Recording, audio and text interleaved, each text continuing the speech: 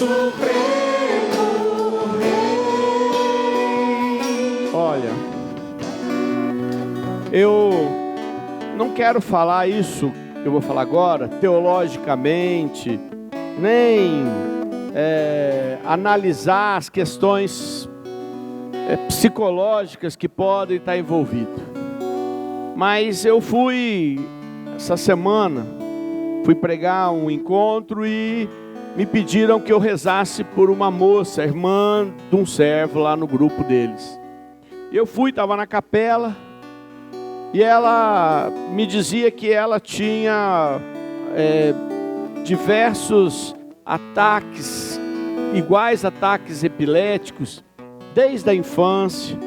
Tomava os remédios, mas os remédios não cortavam todas as crises. Já tinha passado por muitos médicos. E a princípio eu olhei e achei que, sendo uma pessoa de pouca condição financeira, às vezes não tivesse tido acesso a melhores medicamentos, a melhores médicos, que pudessem acertar o tipo de remédio, o tipo da dose. E fui com esse intuito rezar por ela. Eu e duas pessoas que estavam comigo. E quando eu comecei a rezar e pedir para Jesus agir, ele me mostrou que quando era pequena, o pai, grande frequentador de terreiro, de macumba, levava ela para fazer junto, para fazer os trabalhos que faziam, para receber uma benzeção lá, quando não dormia levava para a benzedeira, quando não tinha o que levava, não comia levava na benzedeira. E Deus me mostrou uma gota de sangue no dedo dela e disse: olha, eu vejo que Deus me mostrou uma gota de sangue. Ela falou: tinha um ritualzinho que eles fizeram lá uma vez, que eu estava com dificuldade na escola e era no sítio, então eles fizeram esse ritual. E aí eu pedi que o sangue de Jesus a cobrisse, que o sangue de Jesus a envolvesse, e que se aquela enfermidade tivesse alguma origem nessas questões espirituais, que acabasse naquele dia. E rezamos bastante, ela ficou até, quase teve um acesso, depois ficou deitada, e entrou em contato comigo, que fez um eletroencefalograma, e já não tem mais nenhum transtorno das alterações no exame. O médico estranhou, mas achou até arriscado manter a medicação, e ela não teve mais nenhuma crise. Não estou dizendo que outras pessoas com problemas similares têm a mesma razão, e nem estou dizendo nada, porque eu não vou entrar nessa discussão. Eu só posso afirmar que Deus a cobriu com seu sangue, e que qualquer enfermidade de origem espiritual, por inveja, por trabalhos de macumba, por comprometimentos que foram feitos na infância, na ignorância, o pai dela não fez nenhum mal para ela, o pai dela queria o bem dela. Em momento nenhum ele queria o mal, ele fazia aquilo porque ele acreditava, Mas aquilo trouxe um vínculo que só Jesus podia quebrar. Então eu quero pedir para você abrir tuas mãos e pedir que o sangue de Jesus te cubra. E que hoje, se você muitas vezes sofre crises que você não entende, inexplicáveis, muitas vezes problemas que se multiplicam em casais, problemas que se multiplicam na sua caminhada, que o sangue de Jesus te liberte agora. Se houver algum tipo de enfermidade cuja raiz tenha sido espiritual, o sangue de Jesus tem poder de libertar tudo isso. Pede agora. Muitas vezes você acha que a crise econômica do país é a única razão para as dificuldades que você está tendo, e às vezes é mesmo. Às vezes é mesmo que todo esse roubo é a razão de todos os problemas, e eu acredito que muito é. Mas muitas vezes o diabo também está agindo junto, e a tua vida está ficando pior ainda do que podia ficar. E o sangue de Jesus pode causar um bloqueio contra toda a força do mal. Pede sangue de Jesus Sangue de Jesus envolve minha vida, sangue de Jesus envolve a minha história. Ponho-me aos pés da tua cruz, desejo ser lavado com teu sangue e ver sair das tuas chagas sangue redentor, tocar as minhas dores e curar. Teu sangue cura, Senhor, teu sangue cura, amor, teu sangue tem poder para curar-me. Vamos nos sentar. Quem quiser acompanhar a leitura da palavra, está no livro do Êxodo, capítulo 12. Versículo 12 seguintes.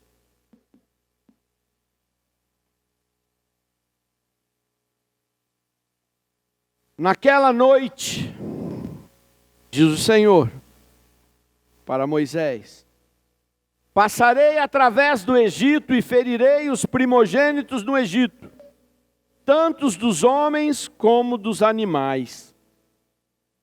E exercerei minha justiça contra todos os deuses do Egito. Eu sou o Senhor. O sangue sobre as casas em que habitais vos servirá de proteção.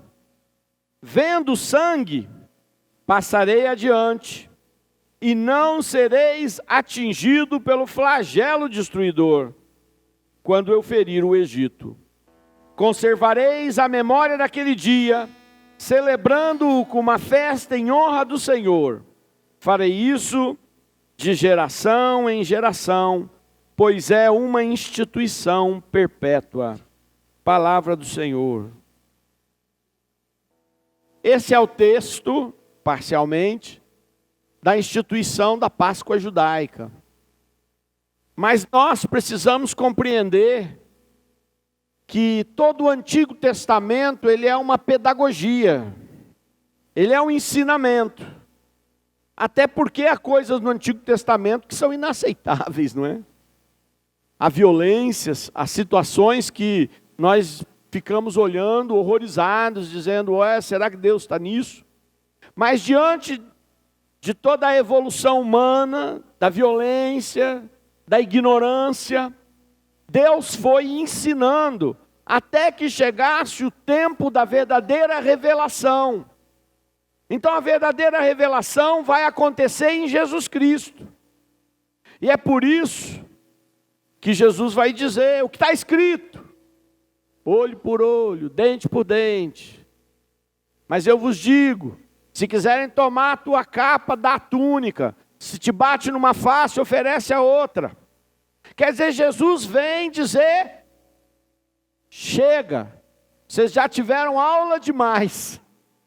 Agora, vocês precisam avançar no conhecimento da verdade que sou eu.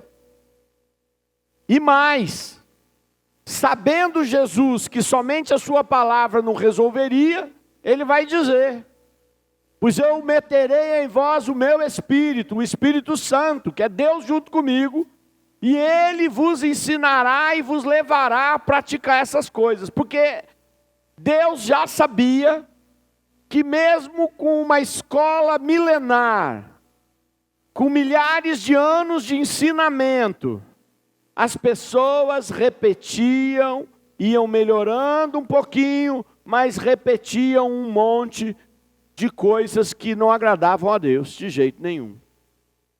E é por isso que a nossa fé está muito firmada no Novo Testamento, da pessoa de Jesus Cristo. Mas quando a gente olha os ensinamentos que foram acontecendo no Antigo Testamento, a gente também ilumina com um grande farol aquilo que nós vamos aprendendo no Novo Testamento. Então vejam bem, povo escravo no Egito, o povo chegou lá, levado por José, que virou príncipe. Então José salvou todo aquele povo. O tempo passou, as pessoas esqueceram quem era José.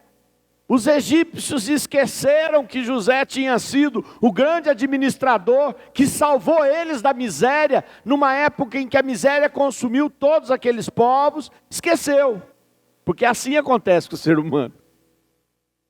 Tem muita gente que olha e fala: puxa, eu fiz tanto para essa pessoa, agora ela me faz isso. As pessoas esquecem, ficam envolvidas nas suas próprias coisas e esquecem. Não adianta você achar muito ruim, é da natureza isso. É doído, mas é da natureza. A gratidão é dom divino. Eu, por exemplo, gosto muito de ser grato e de manifestar gratidão. E se puder fazer algo em gratidão, até mesmo para aqueles que um dia me fizeram algo de bom e depois me fizeram um monte de ruim. Eu falo, mas pelo que me fizeram de bom eu vou ser grato. Mas esse não é o normal, é porque eu já estou com Jesus Cristo e eu já busco Jesus Cristo, senão eu não ia fazer isso também não. Senão eu ia ficar com mais raiva ainda, porque a gente fica com mais raiva de quem a gente fez um bem e não valorizou do que quem sempre fez mal, não é mesmo? Aí a gente não liga, não esperava nada. Mas Jesus vai mostrando um caminho diferente nisso. Ele vai mostrando que há algo para ser iluminado nessa história toda. E lá no Egito, depois que os egípcios esqueceram o bem que receberam, eles escravizaram, era outra raça, estava lá. É mais ou menos a visão que existe hoje no mundo do imigrante, né? Ele veio aqui, nós vamos explorar, porque nós estamos bem, nós somos os bons, eles são os ruins. No Brasil não dá para dizer isso, porque todo mundo aqui é imigrante, né? É só olhar do teu lado, nós somos tudo misturado, graças a Deus. Aliás, nós precisamos ter muito claro isso, nós somos o povo mais misturado que eu já vi. Então a gente tem de tudo aqui, a gente tem que perceber que nós somos isso, não é? Como é que eu vou dizer que eu não tenho negro na minha família? Não sei. Como é que eu vou dizer que eu não tenho índio? Não sei, não é? Italiano, nas minhas filhas, eu não tenho, mas elas têm da minha esposa. Espanhol, que o meu pai dizia que era raça ruim, né? Então é tudo assim, não tem jeito. Português, japonês, tudo. A gente vive numa mistura muito grande. Eles exploraram os israelitas ali e Deus veio retirar eles de lá. E Deus podia ter retirado eles de muitas maneiras. Um terremoto, não é? Podia ter feito algumas manifestações da natureza que acabasse com aquele problema. Podia ter dado um infarto coletivo no faraó e a sua descendência. Mas Deus escolheu um caminho que é pedagógico. E o último caminho, antes do povo sair da terra do Egito e ir para o deserto, ir para a terra prometida, naquele momento eles nem sabiam se iam para o deserto. Eles sabiam que tinham que ir para onde Moisés mandou. E depois Moisés disse, vamos por esse caminho. Tem aquela história dos espias que Moisés manda ver. Eles escolhem o pior caminho porque estão com medo dos outros. Mas não é esse o ponto hoje. O ponto é que antes de sair, Deus usou um milagre estranhíssimo. Mandou que eles pegassem um cordeiro, degolassem o cordeiro, tirassem o seu sangue, marcassem os batentes das portas, depois cozinhassem o cordeiro e comessem o cordeiro. Pense na imagem, veja, a gente também, hoje em dia, assustaremos mais. Você compra o frango no mercado, ele já está lá prontinho, né? Mas as nossas avós corria no terreiro para pegar o frango, destroncar o pescoço, não é? E fazer. E tinha que arrancar as penas na água quente, tirar o sangue da galinha, não era assim? E até tinha uns pratos dos mineiros que usavam até o sangue da galinha também, não é? Então, a gente não, essa coisa do sangue, para nós dá até um arrepio. Mas naquele tempo era o jeito comum, não tinha frigorífico não, né? Para ser interditado, né? Era casa para ser interditada, provavelmente, né? Mas era essa parte dessa violência, não é o que estranhou. O que estranhou foi pegar o sangue e passar na porta. Quem aqui gosta da casa limpíssima? Levante a mão. Olha só. A maioria é mulher, tá vendo? O que você acha de pegar e passar sangue na porta da tua casa? Depois, para limpar esse troço, o que você vai pôr naquele negócio? Com o cheiro, com as coisas que vai ficar. Imagina Deus falando para eles: passa o sangue, porque hoje eu vou passar aqui nesse lugar e vou entrar na casa dos egípcios e vou matar os primogênitos, não somente os primogênitos, homens, filhos dos egípcios, mas também o dos animais. Olha que ato violento. Passem, porque aonde tiver marcado eu vou passar adiante. Ora, se Deus tinha poder para matar todos os primogênitos, inclusive o filho do faraó, super protegido pelo exército do faraó. Se ele tinha poder para matar todos os primogênitos dos animais, ele não tinha poder para saber que lugar que ele tinha que entrar e que lugar que ele não tinha que entrar? Será que ele não sabia onde moravam os israelitas? Deus não enxergava, ele só cheirava sangue? Que raio que é isso? Então, para nossa mente é difícil entender. Mas Deus tinha um ensinamento, Ele queria dizer: olha gente, no sangue há um compromisso. No sangue, teologicamente, tem vida, é aonde a vida corre. E um dia, para eu poder libertar você de todas as ações malignas, de todas as forças que atuam contra a tua vida, eu vou ter que usar o sangue, e não vai ser o sangue de um cabritinho não, eu vou usar o sangue do meu próprio filho, que eu permiti nascer como homem e receber de Maria o sangue, ser gerado no ventre dela e receber todo o sangue. E se tornar um humano. Então vocês imaginam que se Deus, quando falava pedagogicamente, ensinou a colocar aquele sangue dos cabritos, para que o povo repetisse, vocês perceberam que eu li, diz assim: façam isso em memória, repitam para as outras gerações. Ele quer dizer que as pessoas se habituem a entender que há um sangue libertador, um sangue que marca a casa da gente, um sangue que marca a história da gente, e esse sangue um dia ela vai compreender quando eu mandar o meu filho a este mundo, e ele derramar o seu sangue, porque gente, vocês todos aqui, assim como eu, foram criados num país cristão, então essa imagem de cruz, você teve desde pequeno. Mesmo quem não frequentou muito a igreja, sempre viu sinais do cristianismo. De cruz, do homem crucificado.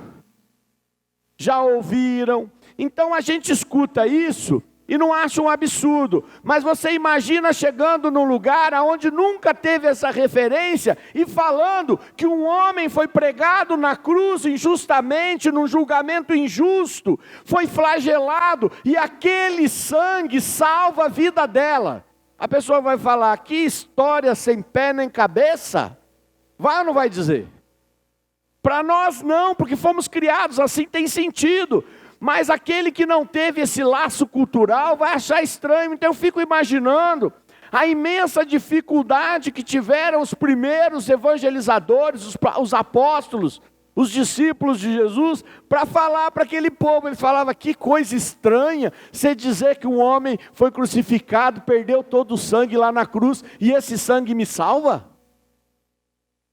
Então, para que as pessoas entendessem, Deus demonstrou o poder do seu sangue, começou demonstrando lá no Êxodo, quando o povo estava preso no Egito. Lá ele começou a demonstrar: o sangue, quando sou eu quem faço, tem poder de livrar da morte, O anjo exterminador não entra nessa casa. Se o sangue do meu filho estiver sobre você, o anjo maligno não pode entrar e destruir a sua vida.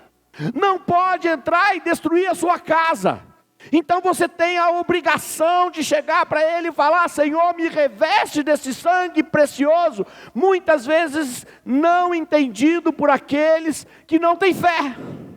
Quem não tem fé não vai entender isso. Para você poder se revestir desse sangue, você tem que crer. E a fé é a chave que liga esse banho de sangue restaurador. E a fé é uma resposta sua. O anúncio e o fato é uma resposta dele, que fez sozinho. Mas você tem que ligar. Não adianta você chegar lá na sua casa, chegar aí na Páscoa, em vez de um ovo de Páscoa, você sai lá para fora, tem um carro fantástico. Pensa aí, que carro bom que você acha que fantástico? Fala aí, um carro bem... Olha lá, uma BMW, sei lá o que eu nem preciso, não consegui ver aqui, né? O outro ali já ia falar que nem uma Ferrari. Que adianta ter esse carro na frente da tua casa se você não tem a chave para ligar? Você vai passar todo dia e fala assim: por que esse carro está parado aqui na frente da minha casa? Não é fácil, algum ladrão largou aqui. Você passa, olha, fala: mas que estranho esse troço aqui na frente da minha casa. Fala: esse carro é bonito, hein? Esse carro deve andar bastante, mas o que ele adianta ficar aqui na frente da minha casa? E às vezes você olha em cima da mesa e fala: olha essa chave estranha aqui, nem sei de onde é. Mas quando você tem a chave para ligar, quando a fé te liga ao sangue de Jesus, então você recebe esse banho restaurador. E é isso que a gente tem que refletir para tomar posse nessa semana. Só que a gente não vai fazer só essa semana, nós vamos fazer isso múltiplas vezes. Porque em muitos momentos você vai ter que renovar a sua fé. Em muitos momentos você vai ter que renovar a sua certeza no poder do sangue de Jesus. Mas começa por hoje. Levanta teu braço e fala: eu quero ser banhado nesse sangue precioso de Jesus. Eu quero ser banhado nesse precioso sangue, que liberta, que protege, que impede o anjo maligno de me destruir, de me atacar. E não importa quais sejam as alianças feitas no meu passado, os compromissos que eu fiz com feitiçarias, coisas que procurei na minha ignorância. Nesse momento o sangue de Jesus me envolve e quebra todo o mal. Eu tomo posse. Eu pego a chave da fé e ligo agora esse sangue precioso sobre mim. Amém. Amém. Teu sangue cura, Senhor. Teu sangue Cura, amor. Teu Teu sangue tem poder para curar-me. Teu Teu sangue cura, Senhor. Teu Teu sangue cura, amor. Teu sangue tem poder para curar-me. Em nome do Pai, do Filho e do Espírito Santo. Amém.